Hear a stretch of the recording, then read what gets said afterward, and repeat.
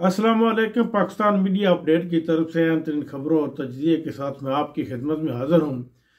इस वक्त Pakistan peoples party और नून लीग के दरमियान जो डेडलॉक मरियम नवाज के बयान के ऊपर हुआ था वो अभी तक बरकरार है। पीपल्स पार्टी इसके ऊपर जो है बज़ेद है कि मरियम नवाज अपने बयान के ऊपर कि मेरा पानी मेरी मर्जी के ऊपर माफ़ी मांगे, जबकि मरियम नवाज ने माफ़ी मांगने से साफ इनकार कर दिया। इसके ऊपर पीपल्स पार्टी के जो एमएनए है उन्होंने कौमी असम्बली से वॉकआउट भी किया है। नवीद कमर की सरबराही में नवीद कमर ने ऐलान किया कि हम डेडलॉक के बरकरार रखते हुए वॉकआउट करते हैं कौमी असम्बली से, लेकिन फिर हुकूमती अरकान ने उनको मना लिया और मनाने के बाद फिर दोबारा वो असम्बली में बैठ गए। लेकिन ये अभी ख़त्म होता हुआ नज़र नहीं आ रहा, लेकिन ये हो जाएगा क्योंकि पीपल्स पार्टी और नून लीग एक ही चीज़ है दोनों। ये एक ही पार्टी थी, सिर्फ ये वक्तन वक्तन मुख्तलिफ किस्म के चाल हीले बहाने करके अवाम को ये इन्होंने बेवकूफ़ बनाए रखा। कभी पीपल्स पार्टी आ जाती थी और कभी नून लीग, लेकिन बेसिक ये एक ही पार्टी के दो नाम थे।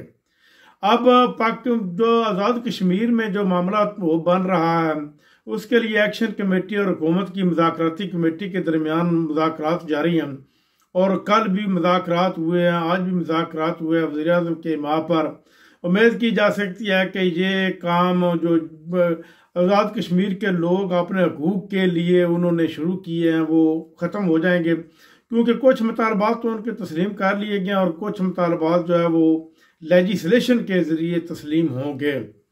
उधर डोनाल्ड ट्रंप ने जो 20 नकाती एजेंडा पेश किया है उससे पाकिस्तान के वज़ीर ख़ारजा साफ मुकर गए हैं कि इसमें हमारा कोई भी जो हमने 8 मुल्कों 8 इस्लामी ममालिक ने मिलकर जो एजेंडा दिया था ये उससे मिलता जुलता नहीं है। ये एक अलहदा एजेंडा तैयार किया है ट्रंप ने और जो पब्लिश किया गया है, यानी कि इससे ज़ाहिर होता है कि जो एजेंडा इन्होंने दिया 8 इस्लामी मुल्कों में जिसमें पाकिस्तान भी शामिल था, तो वो एजेंडा सामने नहीं आया।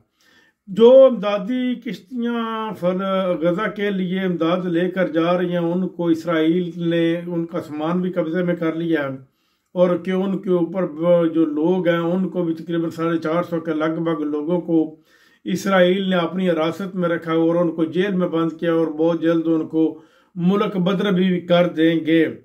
जो पाकिस्तान में पंजाब में जो सैलाब आया है उसके तखमीने के लिए पंजाब गवर्नमेंट ने IMF और ज़री तरक्याती बैंक और इसके अलावा वर्ल्ड बैंक और यूरोपीय बैंक को ख़त लिखे हैं और ताकि सही तौर पर तखमीना लगाया जा सके।